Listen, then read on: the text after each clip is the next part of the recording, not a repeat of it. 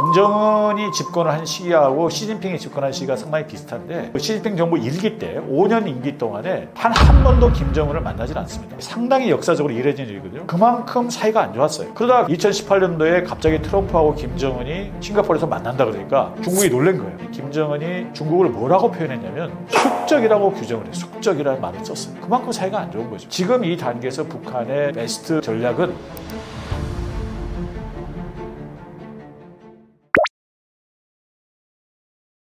북한과 중국은 이제 그 오래된 역사를 가지고 있고 많은 우리 국민들이 사실은 그 두 나라가 혈맹 관계다, 형제 관계다 이렇게 그 알고 계시는데 사실은 그 많이 다릅니다. 중국의 공산당이 이제 국민당과 내전을 할 때 북한이 초기에 도와줬고 그리고 나서 1950년도 우리 한국전쟁이 터졌을 때 중국이 이제 대규모 파병을 해서 북한을 돕게 되는데 그 한국전쟁 과정에서 중국이 작전 지휘권, 지휘권을 갖는 바람에 많이 그 대립이 발생합니다. 북한 지도부와 중국 지도부 사이에. 그리고 나서 그 1956년도에 소위 말하는 그 8월 종파 사건이라는 게 발생하게 되는데, 그러니까 이제 그 김일성이 자기 권력을 강화하는 과정에서 너무 독주를 하니까 중국에서 온 연안파 그리고 소련에서 온 소련파가 연합을 해서 일종의 쿠데타를 시도를 해요. 말하자면 김일성을 이제 권좌에서 몰아내려고. 근데 그게 실패를 하죠. 그게 8월 종파 사건인데, 그런데 그 사건이 있고 나서 중국과 소련이 적극적으로 개입을 해서 김일성을 말하자면 견제를 합니다. 그러면서 결국 이제 그 상당히 이제 김일성 입장에서는 이제 중국과 소련에 대한 불신감이 많이 커졌죠. 그리고 나서 이제 바로 이제 그런 사건들이 계기가 돼서 한국전쟁 끝나고 나서 수십만의 그 중국군이 북한에 주둔하고 있는데 그거 다 철수 요구를 해서 결국 철수를 다 하고요. 하여튼 뭐 여러 가지 그 1966년도에 다시 또 중국에서 문화대혁명이 발생하고 나서는 또 그 홍위병들이 막 그 김일성을 공격합니다. 소련의 앞잡이라고. 그러면서 이제 관계가 계속 악화되다가 결국은 1969년도에 그 중국과 소련 사이에 오스리강에서 이제 결정적으로 그 군사적 충돌이 발생하고 나서 중국의 입장에서는 소련이 침공할지 모른다는 불안감 때문에 이제 중국을 자기 편으로 만들고 그런 노력을 하죠. 그리고 이제 1972년도에 이제 그 닉슨이 중국을 방문하면서 이제 미중 관계가 개선이 되니까 그 기회에 이제 북한도 어떤 미국에 접근해서 뭔가 좀 자기들의 우호적인 환경을 만들려고 시도했지만 그것도 다 여의치 않습니다. 미국이 다 무시하죠. 하여튼 이런 과정을 거치면서 그 결국은 이제 모택동 사후에 등소평 주도하에 중국은 개혁 개방의 길을 걷고요. 그러나 북한은 여전히 자력갱생이라는 이제 폐쇄적인 그런 길을 걸어요. 그러면서 이제 많은 차이가 벌어지죠. 그러다 결국은 이제 사회주의 진영이 몰락하면서 1992년도에 이제 한중 수교가 이루어지니까 중국은 결정적인 배신감을 느끼고 중국과 이제 거리를 두고요. 그리고 나서 김정일 시대에 와서 본격적으로 핵 개발에 몰입을 합니다. 그러니까 북한이 핵 개발하는 거는 중국 입장에서는 달갑지가 않아요. 바로 국경도 맞대고 있는 데다가 어찌됐든 북한이 핵을 보유하게 되면은 한국이나 일본이나 다른 뭐 대만이나 이런 나라들도 핵을 가지려고 할 수 있기 때문에 어찌됐든 북한의 핵 보유에 대해서 반대를 하고 유엔의 안보리에서 결의하면 적극적으로 같이 제재에 동참해서 북한에서 많은 제재를 했어요. 그러니까 이제 북한은 또 중국을 막 욕하고 비난하고 이런 관계가 갈등하게 계속이 된 거죠. 그러다가 김정은 체제가 들어서서 이제 재밌는 거는 김정은이 집권을 한 시기하고 시진핑이 집권한 시기가 상당히 비슷한데 그 시진핑 정부 1기 때 5년 임기 동안에 단 한 번도 김정은을 만나질 않습니다. 이게 상당히 역사적으로 이례적인 일이거든요. 그리고 오히려 우리 한국의 박근혜 대통령이 먼저 중국을 방문하고 시진핑도 한국을 먼저 방문해요. 과거에는 항상 역사적으로 보면 중국의 최고 지도자는 항상 북한을 먼저 방문하는 게 관례거든요. 관례고 또 이제 그 북한의 최고 지도자가 중국을 방문하고. 그러니까 그만큼 사이가 안 좋았어요. 알았습니까? 그러다가 결국은 2018년도에 갑자기 트럼프하고 김정은이 싱가포르에서 만난다 그러니까 중국이 놀란 거예요. 시진핑이 놀래가지고 야 얘가 북한이 혹시 이거 미국의 한편이 돼가지고 또 이게 그런 거 아니야? 그래서 갑자기 부랴부랴 김정은을 초청해서 회담을 하고 그래서 김정은은 그걸 교묘하게 이용을 해서 그러니까 트럼프하고 회담 3차례 회담 그리고 남북 정상회담 중간 사이사이에 말하자면 시진핑하고 5차례나 만나요. 그렇습니다. 그러나 그것도 그뿐이에요. 딱 그뿐이고 약간 뭐 도와주는 척 경제적으로 지원해주는 척 제재를 뭐 좀 이렇게 푸는 척 하다가 진전을 못 하다가 결정적으로 최근에 와서 이제 코로나 사태 끝나고 나서 이제 우크라이나 전쟁이 터지고 나니까 갑자기 북한하고 러시아가 사이가 긴밀해졌단 말이에요. 그러니까 그에 비례해서 중국과 또 북한 사이가 아주 냉각됩니다. 그래서 작년에 언론에서도 보도가 됐습니다만은 김정은이 중국을 뭐라고 표현했냐면 뭐냐면 숙적이라고 규정을 해요. 숙적이라는 말을 썼어요. 그만큼 사이가 안 좋은 거죠. 그러니까 기본적으로 그 여러 가지 역사적 이유가 있지만 어떻게든지 북한은 어떤 그 중국의 영향권에서 벗어나려고 하는 이런 시도를 계속 했던 거고요. 북한 입장에서 볼 때는 중국은 중국의 손해를 보면서까지 적극적으로 도와주질 않고 오히려 뭐 자기들은 한국과 수교를 해서 자기들은 많은 또 경제적 이제 그 이익을 얻었잖아요. 한국에서 우리도 많이 이익을 얻었지만 중국도 이제 어려울 때 한국 기업들이 많이 투자도 하고 해서 많은 이익을 얻었거든요. 그러니까 북한 입장에서 볼 때는 중국이 상당히 믿을 수 없는 그리고 자기를 그렇게 도와줄 생각이 없는 이런 나라로 인식을 하는 거죠. 그런 이제 오랜 이제 갈등과 불신의 역사가 있었습니다. 지금은 아주 사이가 좋지 않은 거죠. 기나긴 역사 속에서 항상 중국은 자기들의 이익을 위해서 말하자면 북한을 약간 이제 좀 희생하는, 그러니까 한정 수교를 1990년도에 했는데 결국은 이제 북한 입장에서는 아주 치명적인 이제 그 어떤 안보상의 불안, 이제 좀 북한 입장에서 그렇게 느낀 거죠.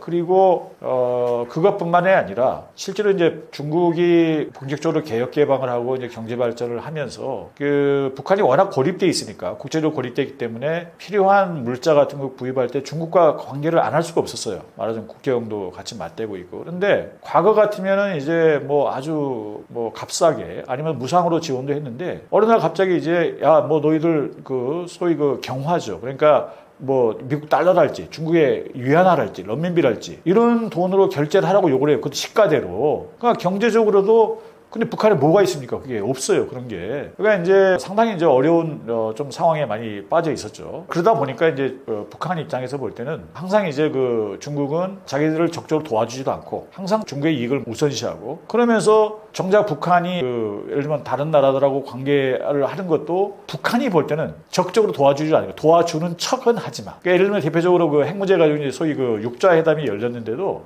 그래서 그 북한이 상당히 그 다자회담을 싫어했어요. 말하자면. 왜냐하면 중국도 끼어 있고 물론 러시아도 끼어 있고 일본도 들어와 있지만 특히 중국이 주도적으로 어떤 그 한반도 문제에 개입하는 걸 되게 싫어했습니다. 북한은.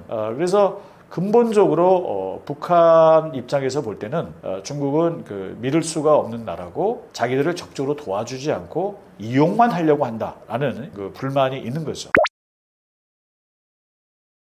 북한은 지금 이제 국제적으로 완전히 고립되어 있기 때문에 사실은 합법적으로 다른 나라와 무역을 하기가 어렵습니다. 어렵기 때문에 지금 엄청나게 많은 제재를 받고 있고요. 그러니까 유엔 제재, 뭐 하여튼 엄청나게 많은 제재 때문에 그러니까 북한이 필요한 어떤 그 물품을 구입하는 통로는 어떻게 보면 밀수예요. 밀무역이죠. 말하자면. 근데 그게 이제 중국하고 국경을 맞대고 있기 때문에 중국을 통해서 이제 대부분 그런 이제 밀무역을 하고 아니면 이제 선박을 이용해서 해외에서 가져오기도 하지만 주로 이제 중국을 통해서 많이 가져오게 되죠. 근데 그거를 중국이 예를 들면 그런 밀무역을 엄격하게 단속을 한다, 규제를 한다 그러면은 그게 엄청난 충격이 되는 거예요. 말하자면. 북한에 들어갈 수 있는 물건이 그러니까 북한이 뭐 이렇게 그 무상으로 공짜로 가져가는 게 아니라 돈을 주고 가져가는데도 말하자면 그 통로를 다 막아버리면은 그러면은 이제 북한에 꼭 필요한 그 북한이 자체적으로 생산할 수 있는 상품의 이제 물품의 한계가 있기 때문에 필요한 물품은 이제 중국에서 구입을 하고 또는 중국을 통해서 다른 그 외제 물건을 구입을 해야 되는데 그 길이 막히는 거죠. 막히기 때문에 북한에게는 아주 치명적인 타격이 될 수 있어요. 그래서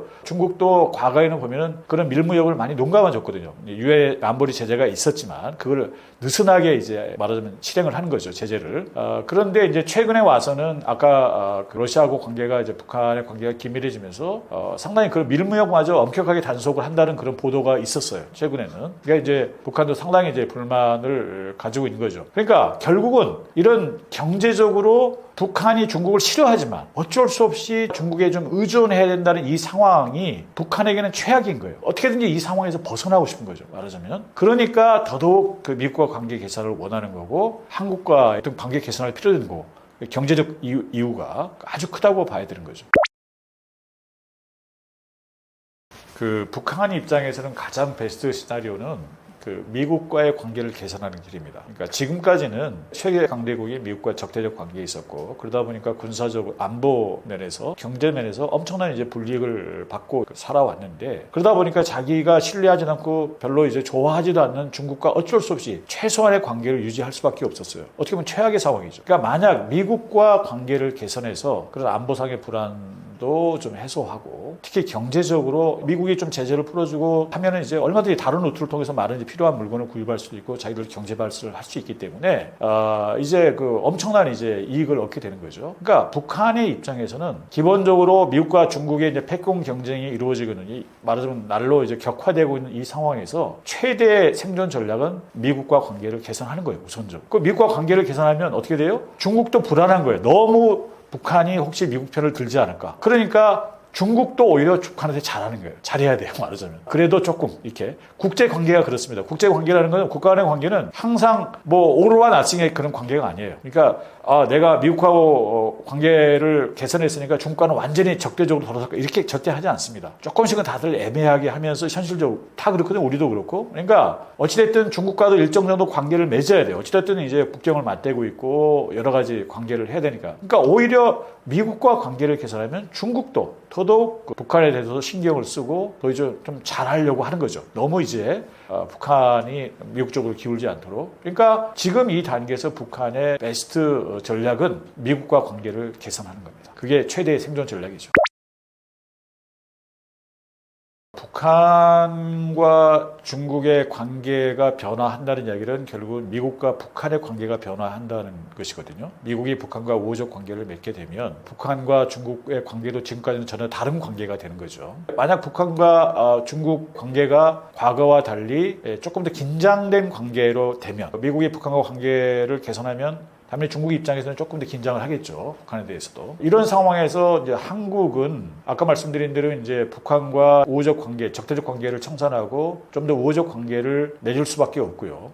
그렇게 되면 중국 입장에서는 한국에 대해서 좀 더 신경을 써야 돼요. 사실은 역설적으로. 한국이 오히려 더 북한에 대해서뿐만 아니라 한국이 더더욱더 미국으로 기울지 않도록 한국에 대해서도 좀 더 신경을 쓰고 잘 하려고 노력을 할 겁니다. 대표적으로 지금 아직 실행은 안 됐지만 중국이 지금 소위 한한령이라고 그래서 한국의 이제 문화 콘텐츠에 대한 많은 규제를 하고 있잖아요. 근데 그거를 규제를 좀 한한령을 해제하겠다라는 이야기가 최근에 일부 언론에서 보도가 됐어요. 아직 뭐 확정이 된 건 아닌데 저는 그 타이밍이 아주 기묘하다고 생각을 해요. 그러니까 뭐냐면은 트럼프 정부가 이제 2기 정부가 들어서 아주 공세적으로 이제 막 이제 나오니까 중국 입장에서는 긴장을 하는 거죠. 이게 트럼프가 이제 보나마나 중국을 겨냥할 텐데 지금 한국과 계속 이런 식으로 냉랭한 이렇게 거리가 있는 관계가 결과적으로 오히려 한국이 더더욱 미국 쪽으로 기울면은 중국의 손해다. 그러니까 이제 한국의 마음을 얻기 위해서 우리가 하나님도 좀 풀어줄게. 비자 같은 건 좀 이제 많이 좀 자유롭게 해줬잖아요. 그건 우리한테만 해당되는 건 아닌데. 그러니까 어찌됐든 중국 입장에서도 한국에게 조금 더 우호적인 제스처를 좀 취하는 거죠. 말하자면. 그게 말하자면 외교입니다. 외교. 말하자면 좀 밀고 당기는 관계죠. 그러니까 한국이 자기들이 생각하는 어떤 그 최후의 어떤 경계선이 있어요. 넘지 말아야 될 레드라인인 거죠. 그 사람들은 중국 사람은 그걸 핵심 이익이라고 그러는데 주로 이제 타이완 문제에 관련된 여기를 침범하지 않는 이상 자기들이 조금 어느 정도 양보를 하더라도 말하자면 한국과